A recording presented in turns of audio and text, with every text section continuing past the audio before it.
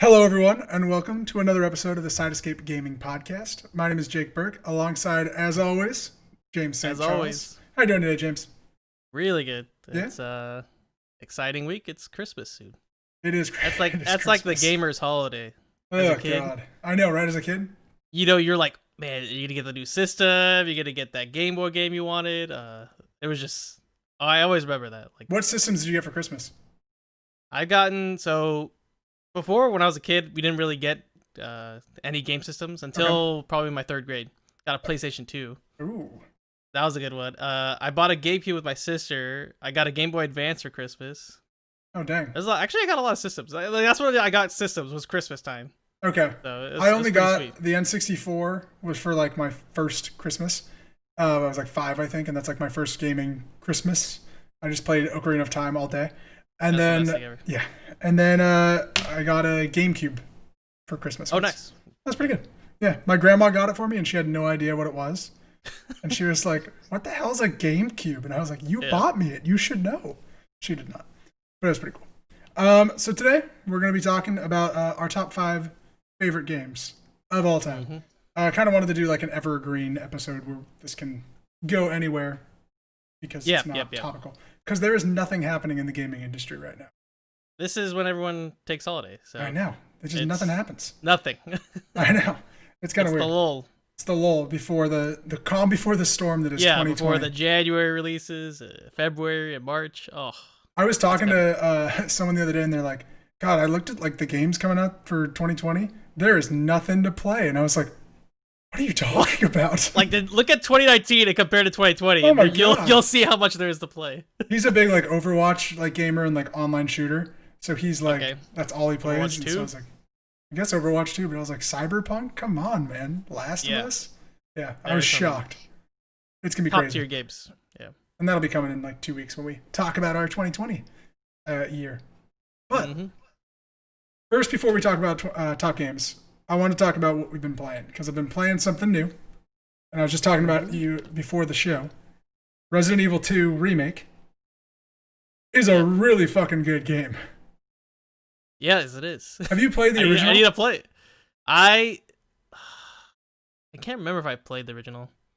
It's my It was first one of those Resident ones Evil. where it was like the Resident Evil 2, Resident Evil 1, they had like the camera view, right? Like it was like Yeah. the camera in like the corner of the room and you would be Mhm. walking around. I really can't remember. It must have been like so long ago. Because I played 1, I know. Okay. 2 it's a muddled mess for me. Yeah. Like memory wise. Yeah. So they took the game basically in the camera angle that was up in the ceiling, like almost like Yeah. you're watching like a security footage cam and you'd be walking around. You're not, but that's how it would look. But they redid 1 with the camera footage, right? Yeah, it's still Yeah. fixed like So the that camera. one has that one, but It's 2 still a they fixed made it camera. into an actual. This is a third-person like, shooter survival horror game, and it is super fun, and it gets really stressful. 'Cause Scary. yeah, it's very eerie. I wouldn't say it's like stuff that doesn't pop out a lot. Like there's a few pop outs, but I would say it's more like eerie as you like kind of everything's dark and you're exploring and like what's gonna happen. Basically, brief overview of the game for people that don't know what Resident Evil 2 Remake is. It's a remake of a game that came out for PlayStation 2. Is that when the first Resident Evil 2? Yeah, it had to been 2. Yeah, 2 or 1. Yeah, Might I don't have know if been it's one. 1. But they remade it basically for a modern audience and took it into the kind of like a normal traditional third-person shooter kind of game and kept a lot of the aspects and expanded the story a little bit. And it's a zombie. You wake up, you're a police officer named Leon Kennedy, or you can be a girl named Claire. I don't know her profession. I think she's a reporter. I don't remember. Possibly. She's something. I Oh, don't know. she's a reporter, I believe. She's a reporter. Yep. And you like kind of are surviving the night of this zombie apocalypse that no one knows what's going on kind of deal. And so that's what this is. You're a police officer. You're arriving for like your first day at work. And it's really funny because as you explore the police station, which used to be like an old haunted mansion that they converted into a police station. So it's got all these weird passages and keys and shit. That's really eerie. Yeah, it's really eerie. But you like go into like the police offices, like where all like the cops sit, and it's like, welcome Leon, like welcome for your first day. And it's like, but they're all dead because it's like, it's really funny. But it's really cool. It's very eerie as you walk around, like, but you slowly get more powerful. It's like you upgrade your guns and your weapons, but you're very limited on ammo. So there's a few times you have to fight like huge creatures that have like mutated. That like you run out of ammo and you're like, oh, I've killed this thing, but I am screwed to get from point A to point B. And then you just run and it's terrifying as you like run past zombies. I like that aspect. Yeah. Like it's not like you're just solely just blasting out everything. You have to conserve and Hmm. pick your fights. Yeah, and, That's good. That's a cool thing to do. and pick like your certain way. Like, is it worth going to this door knowing that maybe there's nothing there? And it's fun to explore different rooms and gather like kind of resources and healing medical weapons and stuff. But the really cool thing for me that it is eventually you get to the point where Mr. X, who I think you've seen what he looks like, I know he's Mr. this X, yeah. big old hulking like zombie in a trench coat, and he's got a cool like fedora on. But he gets to a point where he starts to just follow you around the mansion. And Oh, really? Yes. Forever. Yeah, for like this section of the game. So you do most of it like Okay. the beginning first like 2-3 hours. You do is like you're just like exploring on your own, and then you get to a point where like he shows up and he just follows you the whole time when you're in the mansion, and so you are basically or the police station, but you were like you're in a room and you just hear like Yeah. when it's his footsteps and you're like footsteps. oh my god he's coming after me and you can't kill him. And you can like stun him, but you can't really kill him. And it is terrifying to the point where like I set the controller down yesterday, and I was like, I honestly don't know if I can finish this game. It is so stressful right now. Like I don't know if I can handle Mr. X following me around. I was like freaking out because it's like it's not scary. It's just like super stressful because you're like I got to finish this puzzle, but he's here. Where do I go when he shows up? So there's like a few rooms he can't get into, but like he can get into pretty much anywhere, and it's terrifying. Wow. Or you'll like walk into the main hall of the big building. And then you'll see Mr. X like walk into another room, and you're like, because he's not like following, he's patrolling, looking for you. So he's Is he always like aggro to you? yeah. He eventually aggro's on you if he sees you. Okay. But like he's Gotcha. patrolling, and if he loses you, he's still in the map. Like so, he's not just like spawns. Like he is still a separate entity exploring. Yeah. So like you could walk into a room and he's standing there looking for you, and you're like, oh fuck, like, and you got to run away. It's really fun. It's just footsteps though. There's no music, right? No, there's no music. You just hear the footsteps, Oh. and your footsteps play. It's like you can hear your like pap, pap, pap, pap, and you're like sometimes you're like, wait, was that me or was that him? Like who? Was Oh that? my god, that's scary. And then it's like then you hear the door and you're like, oh my god, he's in the room. It's terrifying. There was like one little encounter I had. I had to get to like this other like I want to say it was like a document room or something to get like a mechanical part to do weird Resident Evil stuff like put the shoe in the box and the box breaks and then you get a key and you're like, okay, sure. That's what Resident. It's a weird puzzle thing. But I got this like key that looks like a club, like on a picture card. I had to go into like a document room to get a mechanical part. And I went into the hallway and there was like a huge mutated beast, 2 zombies, another zombie coming in through the door. And I was like, well, and I just ran in and I took like 3 grenades and just threw them on the ground and they all blew up. And like, I was like, okay, cool. I killed him. And then I just like turned the corner and Mr. X is just standing there like in the corner. And I was like, oh my, this didn't work at all. Like I just like got murdered. And I was like, ah, shit. So it's really great. The story is really fun too. It's very campy and like traditional 90s zombie kind of thing, but it's a great game, great shooter, feels great, looks beautiful. It's definitely in my running for game of the year. And there's 2 stories. So you play as Leon and then you can play as Claire, and they're 2 like very different stories that eventually intertwine. So gotcha. I yeah, didn't know I thought they were the same. Yeah, no, it's 2 different stories, which is really cool. I think there's a lot of similarities, and then it only took me about like 6.5 hours to beat Leon's story. So there's a game clock, and it's not very long, which is really nice because I have very limited time as a fully employed person, and I appreciate a game that just lets me play it quick and yeah. So Gets to the point. Have you been playing anything new or not? Not this week because of Christmas. Last week I finished up Disco Elysium. Yeah, we talked about what that. Else did I do?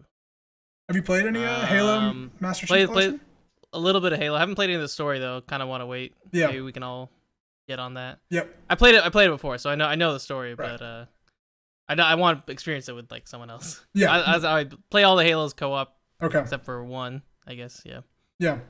But yeah, I guess not much. Playing little like battlegrounds here and there, Hearthstone battlegrounds. Oh, yep. I want to play Witcher really bad. I know, since the TV show, I was thinking that too. Yeah, I almost bought really it on want to Switch. play some Witcher. I was like, do I want to buy this game on Switch? Nah. That was really close. I like looked at it on the store. I think it's 40% off on Steam. I think I own it. I own it on Steam and PlayStation. I actually bought it twice on PlayStation. Oh.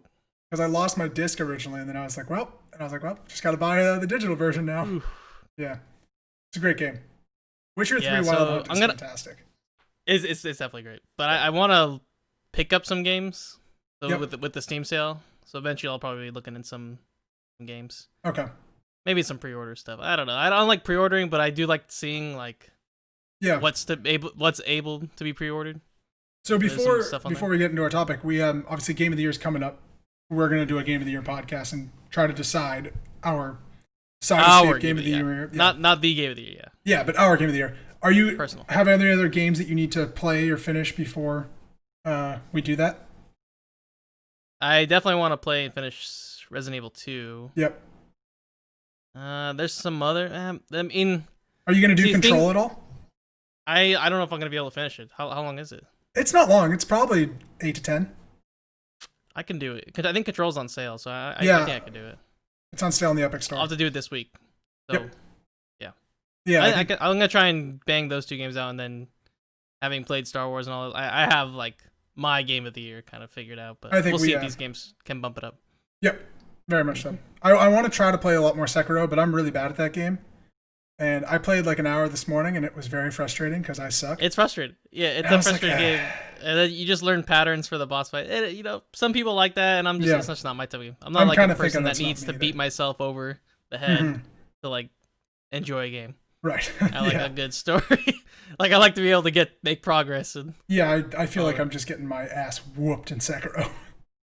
by like simple guys that just have a sword and shouldn't be that hard, and then they just come in and destroy me. So I don't know. Yep. I'm thinking I'll wait a little bit on that one. But you played Bloodborne, right? Yeah, and I really liked Bloodborne, but I wasn't good at it. But Bloodborne's different. Okay. I don't know if it's harder or not, but it's just different. Sekiro is way faster, and that makes me not as good at it. Yeah, like the combat speed is probably triple what it was in Bloodborne. Oh, shit. That's fast. That's how it feels to me, at least. I could be, I don't know, the frames per second of moves and all that shit, but... Yeah. Yeah. Plus frames. Yeah, right. So, I think we should jump into it, because this might be expansive. So, we're going to go through our top 5 games of all time. Our list. We have some honorable mentions. You want to just start with your honorable mentions, and then I'll kind of talk about... Yeah, let's do honorable mentions. I'll start with mine, and it's a tie between 2, I guess. Okay. I say tie because even though one's newer, like I feel like I had the same experience somewhat, but GTA 4, probably one of the best Grand Theft Autos ever made.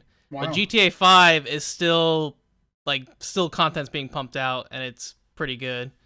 So I'd say it's reigning right now, but 4 as an experience growing up, GTA 4 was great. So yeah. And then that's like the culmination of the series. Grand Theft Auto was a great series, so but of course the newest game is the best. And then 4th had a really good story.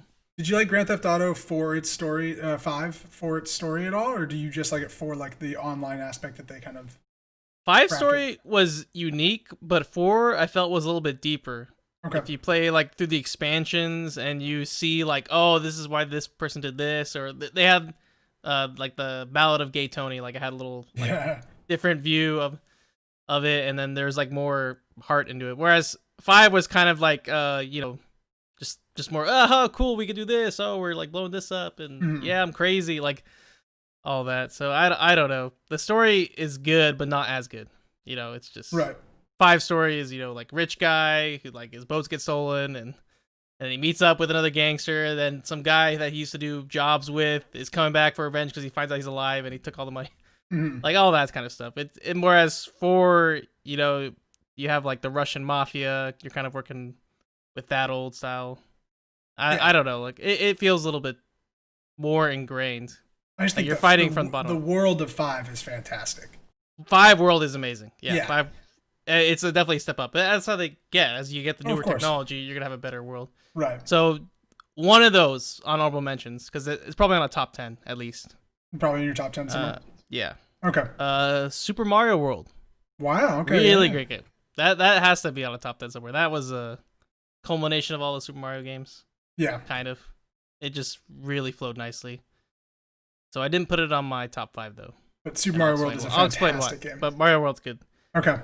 I put Portal down, but I kind of want to talk about that with my top 5. So, but Portal in general, but that's I'll talk more about it with the top 5. Okay, because in my honorable mention, speaking of Portal, is Portal 2. Okay. Portal 2, I think, is one of the best written games of all time, from just a like comedy point. I think when Gladys gets turned into a potato is one of the greatest moments, and Wheatley as a character and just the concept of Portal. I'm sure we'll talk about in your top five. Portal 2 is like leaps and bounds beyond Portal 1. Yes. But I just love what they did with Portal 1 because when you play through Portal 1, the game is uninteresting until the very end. Yeah, yeah. Yep. The story like kicks into overdrive until the very end. But yeah, I'll explain that with my top 5. Okay, but the other two honorable mentions that I have, BioShock is. Oh yeah. I just think that's it's the coolest video game world. Rapture just under the ocean, and the gameplay obviously I don't think is holds up much right now. Like going back and playing it, the remaster came out recently, and it's actually the first time I ever finished the game, and didn't know the twist, which was really cool. There's a great twist in that game. There's a huge twist. Really kind of turns video games itself on their head. And I love that. Obviously, I think the ending of the game where you become a big daddy, spoilers, we might spoil here in little things throughout this episode, but nothing critical, is probably the worst part of the game because it's really just kind of awkward and clunky of like, it becomes very fetch questy, which the game wasn't. But the horror aspect of BioShock is really fun of like, is it a horror game? Is it not? And how they adapt that in the world itself of Rapture is incredible. And I think that first BioShock did some very interesting things. Yep. And then Uncharted 2. Uncharted 2 used to be... 2? Yeah, it's my favorite Uncharted game by far, but it used to be in the top 5. Top 5's been shuffled around a little bit recently, but Uncharted 2 I think is the epitome of video games of this is just a fun video game. And it's a fun story, great characters, just have fun. Doesn't matter, don't think about it too hard. Like he's a good guy, but he kills everybody and he snaps people's necks with a smile and he's Nathan Drake and things work out for him and he's Indiana Jones if Indiana Jones was like in the modern era and a little more like cool. Or I think, Indiana Jones is very stoic. I think this guy's more cool. But I think just Uncharted 2 is a brilliant game. The train sequence is up there with top video game moments, and it's fun. The gameplay is not necessarily like strong, like it's a competent shooter, but it's more just it's fun to do it, and I think that's at the end that's what video games are, and Uncharted 2 like captures that perfectly for me. So. Oh, I have one more that's also when you're talking about that. Gears of War is not on my top 5 sadly, but it is. Okay. I think it needs to be up there. The whole franchise in general, but specifically the first 3. Yep, that trilogy. The first game was amazing. And that kind of like blew the water, like, oh shit, Gears. That's out of nowhere. Really gory, good story. But the first 3, third one's really sad, but that was beautiful. Now it's kind of being like turned around again, but not as strong as it's not as good as it used to be. 5 was good though. I liked 5. So just Gears 1, I'd say. Gears 1. It's a good game. It's a very bro-y shooter game, but I love it. Yeah. Heck yeah. Imagine if we had a gun and a chainsaw on the gun. It just works though. It does. Like, it's like the coolest you chainsaw someone is like, oh, like that, just that. Well, and that is the biggest, like, 2 guys drinking some beers talking about something. He's like, what if like a gun had a saw on it? And they're like, let's make that a game. Like, how do we make that a video game? That's exactly it.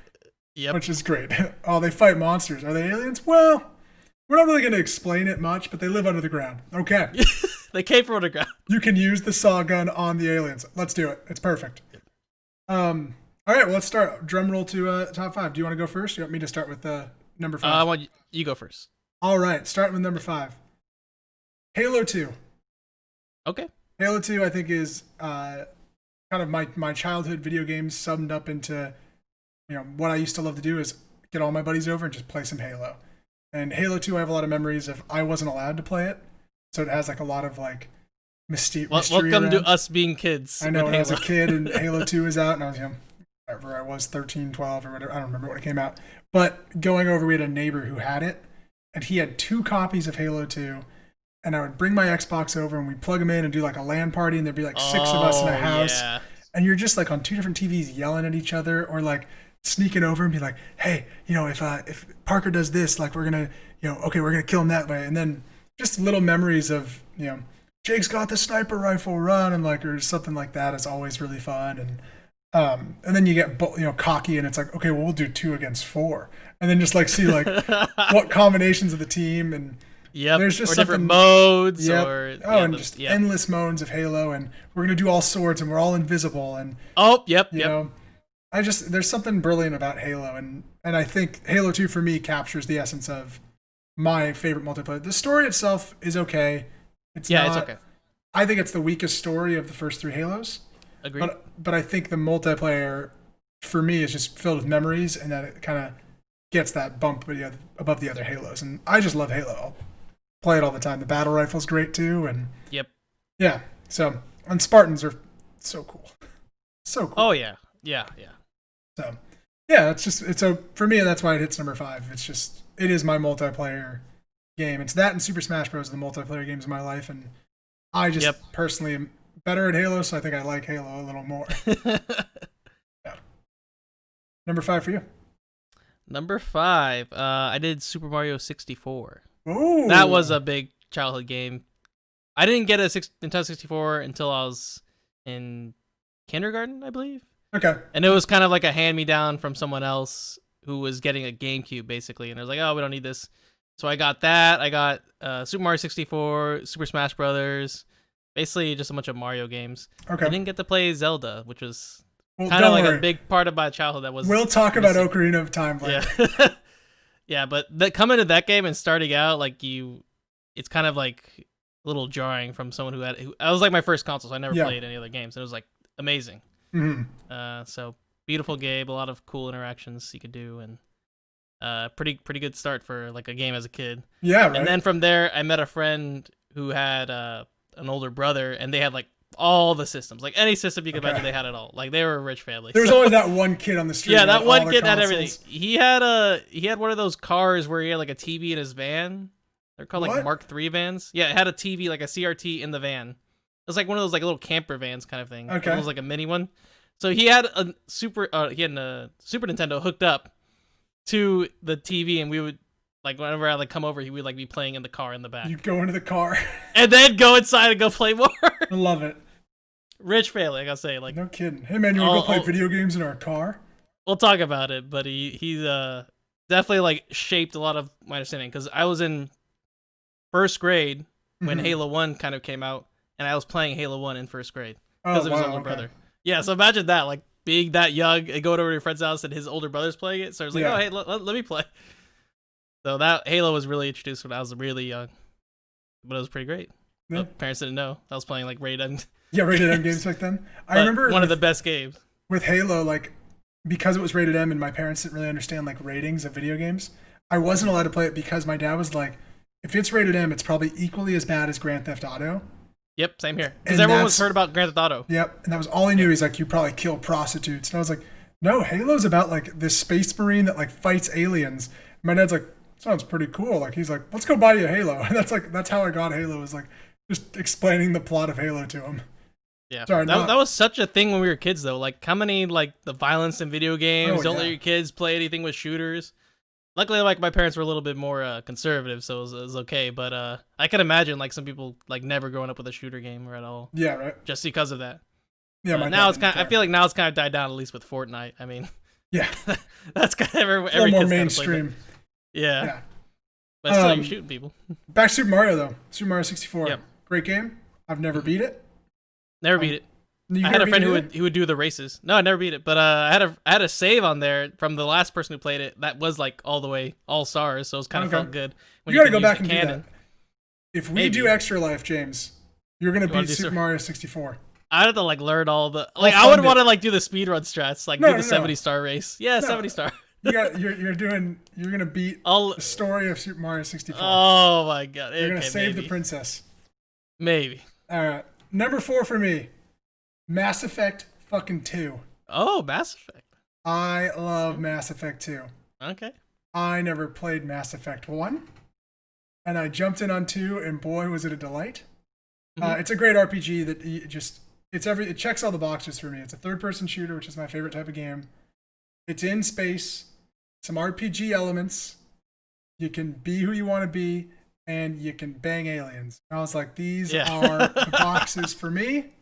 It's awesome. I think it's just the characters in Mass Effect are kind of what make Mass Effect great. And your little squad and the structure of Mass Effect 2 is always so fun, of like kind of revamping the series of like you wake up and you're Shepard, but like you're not, much of Mass Effect 1 is not influenced in the game. And then kind of recruiting your squad, doing the loyalty missions to like make the squad like you more. Hmm. And then that final mission of like the suicide mission, where like you got to pick people to do different tasks. And like I remember I beat the game and I was like, this is so good, and I just restarted the game.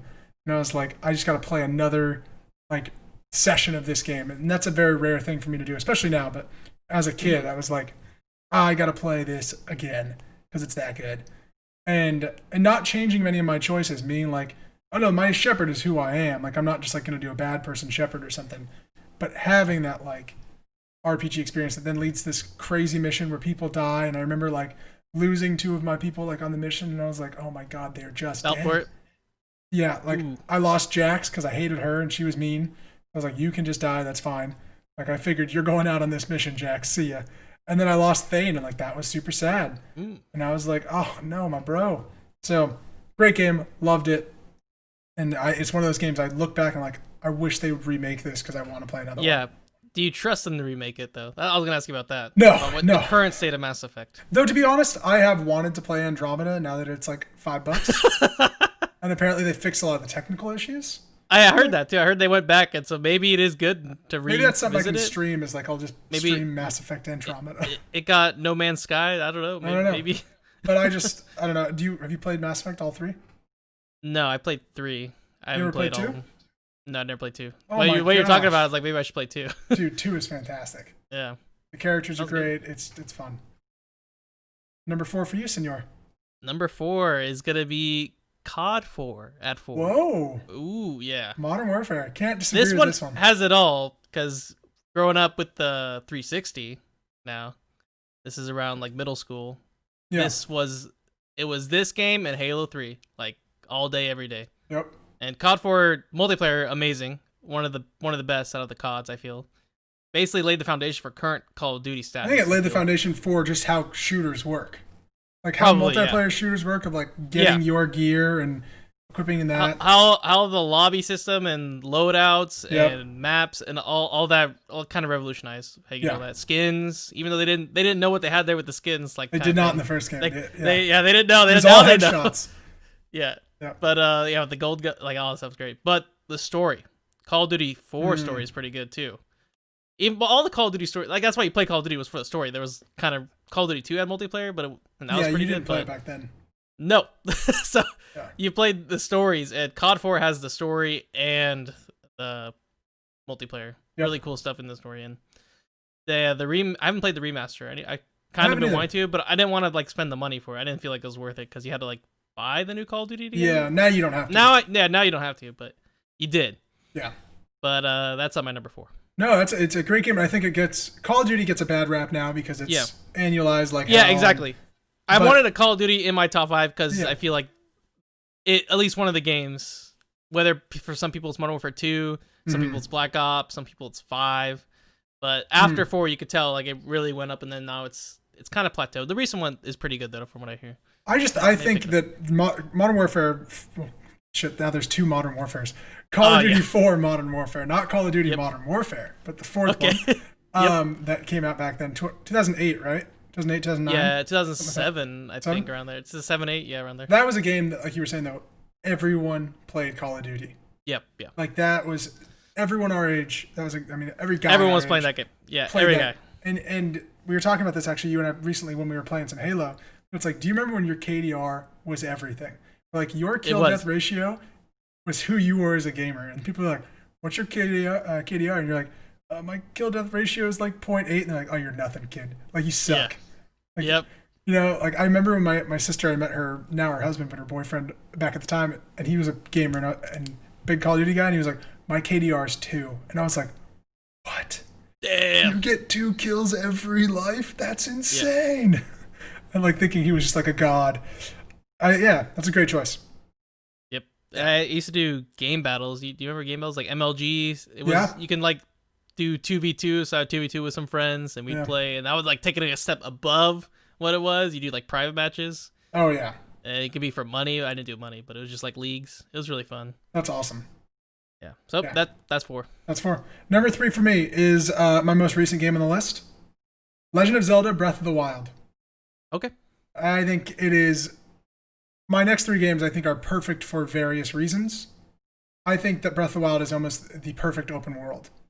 I think just the go anywhere, explore anything, climb anything concept of Breath of the Wild is ingenious. That now I think a lot of games are going to start copying that pretty soon, as that is a thing that will transform how open world games are.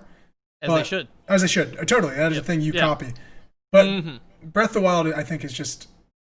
Zelda has always been about exploration and exploring and getting new things and discovery.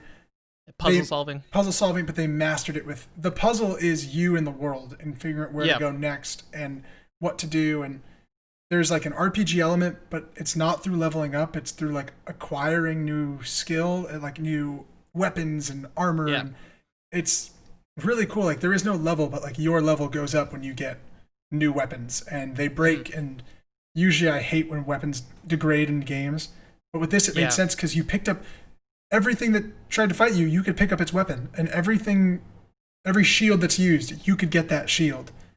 And I think it's just nice. It's so close to perfect, and it's a game that like I will go back and play many, many times in my life. If it is just so fun.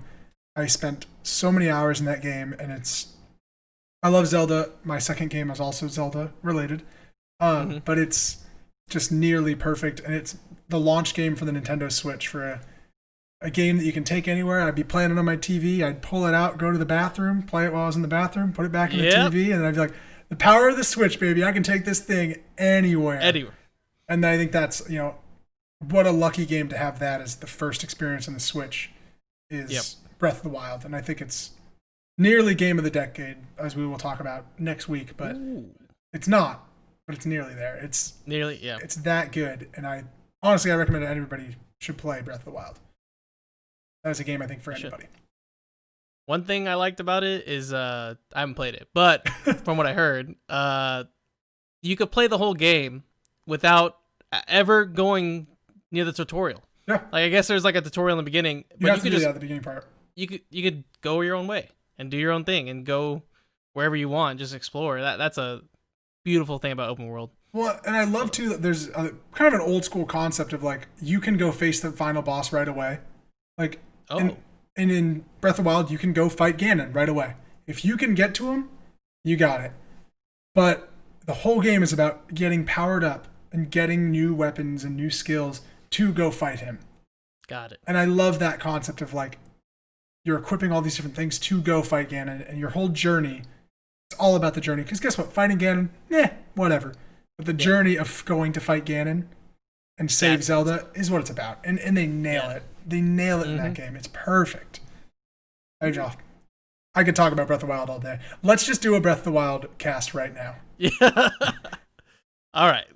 Starting out. Let's start at the very beginning. The Triforce. All right. What is your number 3 game? My number 3 is Halo 3. Whoa. So I see I did that 4-3. Yeah. I see so Halo 3 above COD 4. Man, it's hard to pick Halo 3 because I would have probably picked Halo 1 because that game is one of the greatest of all time, coming out of nowhere. Literally solidified the Xbox. Yep. But 3 is great story-wise. Seals the trilogy really nicely. It should have stopped there, but hey, we just continue on. Yeah. Now we're on to Infinite, I guess. It's fine. But 3, great story, ended perfectly. I feel multiplayer game changer there. Mm-hmm. You have Forge mode. Oh yeah. Create your own maps, and then you have theater mode. So you have you can use the camera to record clips, which is how Red vs. Blue kind of revamped. Spawned a franchise there. Yep. All these cool things in the game, all entirely in this game. You can do all these multiple things. It was really great. So playing the custom games, playing multiplayer. I spent most of my time doing that in middle school to high school. Also, the hype leading up to Halo 3. Yeah. I mean, that was hype Avengers Endgame level of finish the fight. Come on. Mm-hmm. But it didn't come out right away on 360 because it was come on, you got Gears of War and Call of Duty 3 came out early, and it was where's Halo for the Xbox? That it came out a year later. So much money to be able to buy the 360 with Halo 3. It's all I did. And I remember I bought it and the guy was like, "You're getting Halo 3. Do you also want to get this game Call of Duty 4? It's supposed to be really great." And I was like, "No, I never want that." I did that too. I was like, no, that game sucks. No, that game sucks. I rented it and I was like, okay, I gotta buy it. Yeah. But no, Halo 3, that's a great choice. I think any of the Halos, I think the first three deserve to be on that list. But Halo 3 is a great game. It's super fun, and oh, I agree. It was great. So that's my number 3. There could be more that could be said. Yeah, Master Chief and the Arbiter teaming up, but right. beautiful game. I don't think it laid any foundations though, because it did it within itself. I don't think any games has done exactly it. There have been like custom modes and Yeah, like you could build your own level stuff, but that capability for the 360 at that time, unheard of. yeah, it was very novel. Like they really Yeah. started something with map creators and not like a mod like you can do in a game. Yeah, But like in-game within the map game. creator and Yeah. the freedom and the customization for your Spartan. That's like really when that Oh, took yeah, off too. Remember I worked But it was. to get that Hayabusa sword on my back. I remember that. And Oh then- yeah, all the achievements and stuff to unlock Yeah. certain things like legendary, like beat everything on legendary, finding all the skulls to unlock like these little unique mods or secrets. Cheat code stuff that they don't have really much in games anymore. Like really cool stuff.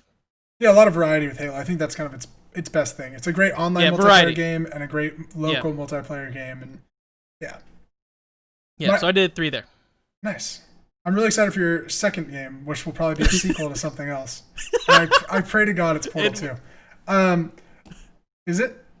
No, Oh, but that'd be it so is great. close there. Is it a sequel? Yeah, Does it have a 2 in it? yeah. Oh, it's You genius. ruined it. No. I'm sorry, that's Yeah, really good. right. All right, my number 2 game, which I think is so close to my number 1. If my number 1 game is 100 in my head, number 2 is a 99.999. It is also a Zelda game. It's Legend of Zelda: The Ocarina of Time. It's my first video game I ever played. We were talking about Christmas earlier. I got my N64 for Christmas from my mom and my dad, and I took it upstairs, and it came with the gold, it was a silver cartridge. Silver, yeah. Yeah, gold was Majora's Mask. Majora's Mask. Yeah. It came with the cartridge of Ocarina of Time. I had no idea what it was. I put it in, and I was just floored. I had no idea what I was doing because I was like 5 years old, trying to figure it out, but I loved it. And kind of my favorite memory and what I love about this game is I didn't beat Ocarina of Time till I was like 15 because I played it maybe younger, like 13, but 15 probably. I would get to the water temple as an adult Link, and as a kid, I could never beat it because it was just so complicated as a kid. I couldn't beat it. So I would get to the water temple, try it out. When I couldn't beat it, I would restart the game, and I would just go back to being a kid again. And I would that's how I would play it. So like getting to the water temple for me was beating that game. So like as a kid, I probably know the entire game up until the water temple, like the back of my hand. And then like the other stuff I've beaten a few times now and like as an older person, but As an older, learned individual, you know the game. as a man, I have beaten the Ocarina of Time roughly 5 times. But it's just one of those games I think, it expanded my imagination as a kid and what video games were, and it made me fall in love with the medium. And it'll always be that number 2 slot just because I think it's just great. It's interesting. Number 2, yeah. Number 2, yeah. No, my number 1 game is different. There's not a whole lot to say on Ocarina of Time. I think everybody knows Ocarina of Time, even non-gamers know what it is. But I'll say one thing: the music is insane. It is probably number 1 OST of all time. It has music that like you listen to today, and it's just fans time. Water temple music, the music when you're fighting the spider. Oh yeah, Menu music. Final fight with game, like there's so much music in there. It's also got listen, and everybody loves Navi. There's great music, and that's what I like with games. You have art and music, and that Zelda music it's amazing. Well, and I think for me, one of the most impactful parts of Ocarina of Time too is slight spoilers for a game that came out in 1998 or wherever it came out. Like you'll be okay. I'm sorry. Should we give some time so people could skip ahead? We'll put spoilers up on the menu. No, is that part where you are a kid and everything's very joyful in Hyrule and it's a lighthearted game. And I think, you're going in the belly of a whale and you're going to get these stones, right? Like that's like what this game is. And then you pick up the Master Sword, time goes by, and you exit the Temple of Time and everything is fucked. Yes, And you're that like, is so interesting. I remember as a kid and I was like scared because there's like zombie mummies walking around like the castle area, and you're like, what did I do? Like, what did I do to do this? Like, Yeah. because I initiated the sword being pulled. It's like this is on me, and like that's a very interesting thing for like a video game to be able to pull off, is like making this about me in a way, but even though it's not, like I didn't actually do anything, making it feel personal, I think is really fun. Yeah. And it obviously it worked as a kid. I was like floored, and then I lost every time in the water temple and couldn't save Hyrule, and it was very sad. But eventually I did. Don't worry, guys. It just took time. Like Link, I had to grow up to be able to beat Ganondorf. So what's your number two? What's your sequel that's number two? Number 2, not Portal 2, Half-Life 2. Half-Life 2 there, people. See, why I didn't pick Portal 2 or Portal is because Half-Life 2 basically created Portal and Portal 2 with their engine, with their source engine.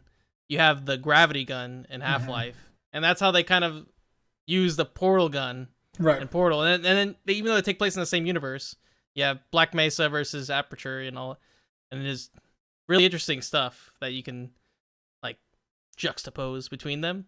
But Half-Life 2 story, I'm including the expansions as well, even though the second ends on a cliffhanger. It's amazing. I feel like you can play it right now. They just remade Black Mesa, Half-Life 1, also great, but I feel story-wise it's really lacking. You're just kind of like shooting around, and it's like kind of there. 2 is really great to understand like how Freeman plays and what the whole entire goal is. So this is interesting. I've never played Half-Life 2. Pitch me on Half-Life 2. Pitch you. Why should I go back and play it? I think you have to think about when it came out. Man, I think it's 2004. I hope it's around there. But it was kind of, it's revolutionary for what the engine had. Okay. You can pick up items with your gravity gun, the different physics, and has this really unique thing in the beginning when you're kind of, I'll tell you how it starts. You basically like are on a subway and you get off, and G-Man, I think you probably know G-Man. Yeah, the government looking dude. Government looking dude, government man. That's what it stands for. He's like, he's basically taking you through time. Like there's like some debate about how that works, but you're basically sent through a certain period in time to help fix the situation. So you exit the subway, and then you are like, the guards are like trying to like mess with you. So there's like a can on like a garbage can. Like a can's on top of the garbage can, not in there. Okay. And he knocks it over, and he tells you to pick it up. Just tells you to pick it up. That's it. There's no like on-screen message how to do it, or you have to figure it out. So you're like going around trying to figure out, and then you use the items. Like there's like, you can use E, pick up the item. You can like grab items. So it's teaching you how to grab items and like put it a certain way. That's like, it shows you that through the story of the game, like how to use certain objects or how to solve certain puzzles by picking up this saw blade and launching it and blasting away the wooden planks or stuff like that. Like really creative stuff with the environment. Hadn't been done at the time. Because this is 2004. Like really hadn't been done at the time. It really laid the foundation for like how modern games kind of behave with the environment. With the source. This is with the source engine. But story-wise, I think a lot of people agree Half-Life 2 kind of like changed their way of how a story can interact with the map and puzzles. Good driving in there. Trying to think what else. A lot of aliens. Okay. Mud crabs that shake your head and like kind of like zombie like. But I like the definitely the puzzle solving aspect of it. So it's a shooter and a puzzle game. Yeah, but if you play Portal, you'll play this game and you'll find a lot of, this is why they did this in Portal, or why they did this. Okay. They're both puzzle games, but I feel Portal, at least Portal 1. Portal 1 is entirely like puzzle until the very end, where the story just cranks up and you're like, oh shit. Yeah. This is not what And then Portal 2 really grabs hold of the story really nicely with Shadow. Yeah. But Portal 2 is so funny. But yeah, if I were to like just sell you on Half-Life 2, it would just be on the engine itself. Okay. With nice shooting, things that make sense, puzzle solving with the environment, really cool stuff. Okay. Trying to think, there's another cool puzzle that they have where you have to like, you're on this like kind of wind boat, this little contraption. You're trying to zoom around to get to this little secret base, and you have to like, basically you have to like get this ramp up so you can like vault over this little like hill. And so what you do is you grab with the gravity gun, you grab little barrels and you put it underneath the ramp to like lift it up using the water physics. To like it just That's great cool. stuff. Great stuff. Like with that puzzle solving in 2004. Huh. So yeah, but I feel like you have to play it and Okay. That's maybe understand something how I'll it works. play. Yeah, A lot of games, though. it holds up. I played it like 4 or 5 years ago, so like it holds up today. Well, okay. And you have to play the episodes, even though the second one ends on a cliffhanger. Episodes still pertain to the story. They're gonna answer it in Half-Life 3. 2023. What? So like this is what I'm saying. Like, why do so many people want Half-Life 3? Because they played Half-Life 2 and they understand the cliffhanger. But that's the game. Like, it has to be on some top 10, top 5 either. And for me, it just really was nice. And even though it wasn't like a childhood, it wasn't like something I play all the time. I played it once through, and that was it. But it just resonated with me really well. You just felt it. Yeah. Okay. Good story. Good story. I do want to play it. Speaking of good stories, let's talk about my number one. Boom. Transition. Killing it. Okay. My number one game of all time. Do you know what it is? No. The Last of Us. Okay. The Last of Us is, to me, I mean, developed by Naughty Dog, PlayStation exclusive. It's one of those games that I think it's perfect. But I also came with like a very special time for me. So like those two link up and kind of make it my favorite game. It's a post-apocalyptic survival third-person action game with a great story and just a ton of heart and two awesome characters. But what I really like about The Last of Us, I think, is the story is very personal, and it is not this grand, like Uncharted. It's not this grand adventure to save the world. It is about this. Yeah, it's about survival. And it's about this one guy's relationship with this basically like surrogate daughter, and him learning to like love again, and her learning to trust someone. And it's two symbiotic characters that need each other. That eventually things go awry, and it's got a great ending that I don't think many video games are brave enough to have an ending like that. If you've played The Last of Us, right? Yes, I have. Yeah, okay. I understand. Yeah, and it's a thing I don't want to spoil because I think it's just great. But I think it's a very brave game, and it's a very unique game that maybe shouldn't have been as successful as it was. But there's so much care into it, and the story could be in any medium. It could be a book, a movie, comic, or whatever. But I think the fact that it's a video game that you are playing as Joel, there's just so much more personal connection because he's not a likable character. He's kind of an ass. He is an asshole, and he's like this grumpy old hurt guy, and how Ellie affects you as the player and Joel is almost like simultaneously the same arc that you go through. Like Ellie's kind of annoying, and then you start to like really fall for this girl, not in a romantic sense, but as like a protector and caring. Yeah, and then the end. There's just, I mean, I'm like, I've cried at this game. End goes like it is so much to take with what's going on. Yeah, we probably should have spoiled, but for anyone who hasn't played it, it is one of the greatest, and like in terms of sorrow and what's going on, it's sad, beautiful, beautiful. And what I think too, so basically the concept of the world itself is it's 30 years after the apocalypse. 30? 20, 30, maybe 20. I think it's 20. Yeah, 20 years. I think it's 20 years after basically like the outbreak day, right? Yeah, like, that is it picks up 20 years after, and Joel has lost his daughter and live in kind of like this curmudgeon-y Boston town. But as you go through the game and you're taking Ellie across the country, you explore the environment, and there's so much environmental storytelling and these little notes that you pick up in these side stories. And one that just gets me is like, there's in Pittsburgh is one of like the towns you go to, and you go into this like apartment and you find like all these love letters in like the apartment of like this guy waiting for his wife to come home so they can like escape. And you're reading everything, and then you go into the bathroom, and in the tub is like a skeleton, and he killed himself like waiting. And just I forget even what Ellie says, but like she's just like stunned, and she's like, I hope like the wife's okay. Like I hope like I like to think she got out or something.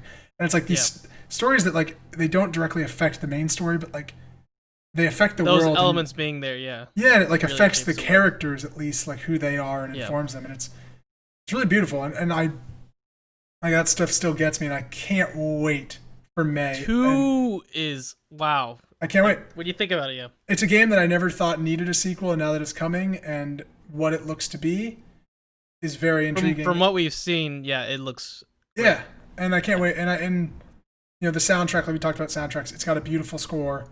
Yep. It's just so well done. I can't say enough about The Last of Us. You haven't played it. It is a must play. I think it is. The combat's it's great. your top one. Yeah. It's my favorite game of all time. And I think it will always be that. And the way I said it kind of came to me at a personal moment. It came to me right when my first breakup happened. And I needed something to just like not think about it. Vent. Yeah. And I found like The Last of Us, which is a super emotional game. And I was like, emotional for other reasons. Perfect game. Yeah. Yeah, and I was like, oh, it's so sad. I'm so sad. I am them. Yeah, it was great. Yeah. So, and I love the apocalypse. I love seeing what happens to humanity after humanity falls. I think it's a very fascinating concept.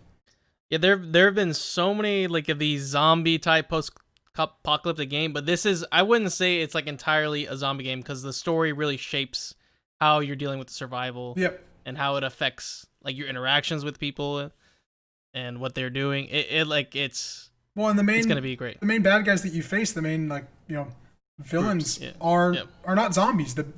No, you're fighting humans, and there's visceral. Like when you go out and strangle a guy, it's so funny because Uncharted is Naughty Dog, right? And when Uncharted, Nathan Drake grabs a guy by the neck, cracks it, and he's like, "I got a little smile," and like he does a quip, and he's like, he needs a chiropractor. Like it's not that bad, but like something like that.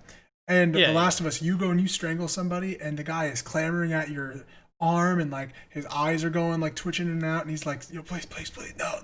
And it's like, this is fucked up. Like this is sad. Yeah. And I think the visceral nature of that game is very impressively bold. Mm-hmm. I'm very still surprised that it's a game that was able to get made by that big of a company, and I'm glad it was, obviously. So it worked out. That's my number one, The Last of Us. Mm-hmm. Now, James, my number one. Your number one, which can't be a sequel. It has to be an original number one game. It would be so great if it was original number one, but it's not. It's a sequel. It's Final Fantasy 12. It is The Witcher Wild Hunt. Really? Yes. That game is my number one. I played that game probably 3 times over. And I'll say this because when I'm saying Game of the Year, I'm including the expansions with it. Totally so fair. The Game of the Year edition with Witcher has Heart of Stone and Blood and Wine. And even though people say those are separate games, it is with the game. Agreed. It is all one because it flows. I played through all 3 times. It is beautiful. The open world, the music, the environment. I'm stunned. I didn't think that was your number one. That's my number one. Wow. It's a great game. I could play it over again and again. And even it does have those emotional moments too, especially with Ciri. Mm-hmm. And what like them trying to track her down in her life, and that bond that Geralt has with her, it's very deep. I say, and it's like that. It's like that father-daughter kind of. Yeah. And it's quite interesting because they're both broken and they're just trying to, have some sort of relationship. He doesn't have emotions. Yep. She does, but she has this life where everyone's trying to like basically take advantage of her primordial powers. And the elements of that game has everything. I feel like good story, different little things you're helping out with. How into Gwent did you get? I played the Gwent after that Gwent. See, I played a little bit of that Gwent and it was okay. Okay. Like people like fell in love with Gwent it. Gwent is the end game card game for if you don't know what that is. Yeah. So that card game like goes throughout the whole game and you get cards and you trade with that. And that Gwent, the new Gwent that they made, I feel like was a little bit more better and balanced because basically in that Gwent you could just pick one deck and play through it out. But I was more interested in like sort of like the little side stories and the interacting with some characters and how they interacted with you, and it's like, oh, you did this that one time, or you're that Geralt, or everyone knows you. And then especially then with the new Witcher series on Netflix, that kind of like respawned like how good for me The Witcher was, like how paramount it is. I feel like one of our friends, Eric, he would put that up there on his like top 5 list as well. I'm just amazed it's your number one game. That's awesome. Number one game. Yeah. And it's funny, it's because it's within, it's within the last decade. So did you play? You probably could expect that. I'm excited to talk to you about next show. But did you play Witcher 1 or 2? So yeah, I never played 1 or 2. Okay. 3 is one of those games you can go into it without having played the other ones, which is great. Yeah, it's a little a little confusing in the beginning, and then you kind of you understand it eventually. What's going Yeah, on? you understand it eventually, but you don't really need 2 and 1. And honestly, I would suggest not playing them because the combat is clunky and pain in the ass. Yeah. 3, that was a big complaint about a lot of it. The story is good, but the combat was awful. 3 has great combat. Mm-hmm. It is beautiful swordplay. It's fun. 3 is a great game. No, I think the RPG aspect of 3 is very in depth, and just kind of where you can go and what you can do is really fun. Yeah, and when you think about it too, is it's not as big as Skyrim, like, and all this other stuff. No mountains, it's flat lands, but it's just you feel with the environment kind of. It's a little interesting. Well, the environments are pretty varied too. Like you do have Skellig, which is like the Viking-y island. Yeah. I guess you do have mountains. So you do have mountains, but it's not like all in one area. Yeah. But it's in the area because you go. They're different areas, I'd say. But you're right. Yeah. Oh wow, The Witcher 3 Wild Hunt. Witcher 3 it's Wild a great Hunt. game. And fighting. I mean, as the Witcher, you're the bounty hunter you're a bounty hunter for monsters. Basically, is what you are. You fight monsters. The different monsters you can go fight in that game are really awesome. Yeah. And if someone was interested in the Witcher series on Netflix, I would suggest either reading the Witcher book or playing the Witcher 3. Have you ever read the books? No. Books I are kind of good. want it now. I've read 2 of the books. Oh, that's They're good. They're a little dense. Then you don't need to play 1 and 2 because 1 and 2 are closest to the books. Yeah, but I've read like some of the short story books. Oh, because basically, like he has the author has written like the overarching stories, and then he has like 2 books of like short stories, and that's kind of you liked The Witcher 3, read these short stories. Since I did. Oh, okay, gotcha. Yeah. Wow, The Witcher 3. It's a great game. It's fun. Geralt's a great character. Mm-hmm. Roach is a cool horse. Roach. Any horse can be named Roach. He names all his horse Roach. Is that what he does? Yeah, any horse can be named Roach. So whenever they die, he just names it Roach. Oh, that's weird. Oh, yeah, because he has no emotion, right? No emotion. Nope. Yeah. That's weird. The Witcher series on Netflix is pretty interesting too. I'm impressed by Henry Cavill and how he plays Geralt. It's like the same, almost the same. Like I can hear it the same. Yeah. Yeah. Well, he's a huge fan of the game. Yeah. So we're gonna talk about 2020 in a little bit too. Not today, but future. Are you just like so stoked for Cyberpunk? Yeah. CD Projekt Red is probably one of the best game companies out there right now. Yeah. And currently, I have no doubt it's gonna deliver. Even though we haven't seen too much, which I'm happy with, but they know how to make RPG games. I'm so excited for that game. And yeah. That's gonna take up so much of this podcast is us just ranting about Talking about Keanu. Yeah, oh my god. Wake up. We got a city to burn. Ugh. Man, I can't wait. Well, there you have it. So just go through your list really quick, your top 5. So top 5 quick is Witcher Wild Hunt, Half-Life 2, Halo 3, COD 4, Super Mario 5. No, Super Mario 64. Is that the 5th Super Mario game? No, it's not. No. It's close. I think it's the 4th. Wait, is it? No, because there's 3. There's Mario World. This would be 4, right? Well, you could What's count. 5? You could count Mario Brothers in the arcade. And you have Mario Brothers, Super Mario Brothers. 2, 3. Yeah. No, I think it is 5. Is it? It could be 5. We can check the release. You could make it 5. I'll check the release, but it could be 5. That'd be so funny. So I know mine are Last of Us, Zelda Ocarina of Time, Legend of Zelda Breath of the Wild, Mass Effect 2, and Halo 2. That's our top 5 games of all time. Who would have done it? Who would have thought? Yeah. That's what it would be. I'm really surprised by Witcher 3 Wild Hunt. Great choice. I would have lost that bet. I would have said Half-Life 2 was your favorite. It's not. See, like with Half-Life 2 and Last of Us, there's not enough depth there for me to like say it as number 1. Are you a big like? Then I would say like, hours? because then I'd say like, I want like Halo 3 or COD 4 because I played the most hours, but they're not the best games because you can play them forever. But I'd say Witcher has a lot of repeatability. I can play the same story 3 or 4 times, and even though I know the ending, I can have different experiences on the way with the way the quests work and how you interact with certain areas. The looting's good. I like looting. I like looting. Interacting with the environment and the structures. The music. The music's great. You feel. I don't know. I feel like kind of at peace playing that game. Like even though fighting, but it's. Are you gonna start playing it again because of the show? Probably, yeah. Yep. I'm probably gonna play some of the expansions. Nice. Which again, it has probably the best expansions of all time. I've heard Blood and Wine is great. Blood and Wine is great. I love Heart of Stone better. Huh? That story in Heart of Stone, Blood and Wine is just pretty and has You don't own a winery. Like it's just like like the story is just like because it looks way better. But Heart of Stone, that story is awesome because it ties directly with the main story. Like there's something so big that happens right away in Witcher 3. There's just one conversation and it propagates to the expansion. What a good word. To this it propagates to that expansion, and then that whole Heart of Stone expansion becomes this huge story. Huh. And it has an amazing ending. It is great. Like I recommend. I'm not gonna spoil anything because I feel like you need to play it. I kind of want to. But it is one of the best. And people say Blood and Wine is best. Nope, that story is weak. It's beautiful, but okay. Well, there you have it. Yeah, this one directly ties to the main game. Play Witcher 3 Wild Hunt, people. Okay, not enough people played it. Many people played it.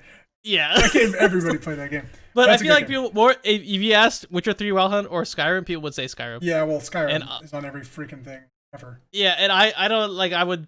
Skyrim's okay. Like it's definitely a good game. I think Skyrim's got a bad okay. Skyrim's good, but Witcher 3 it holds a special place. Skyrim is like Star Wars: The Force Awakens. We all loved it when it was first out, and now that we're like a few years removed, everybody hates it now. Now we're all hating Bethesda. Like, they're paying mods. Skyrim is great. Okay, I stand by it.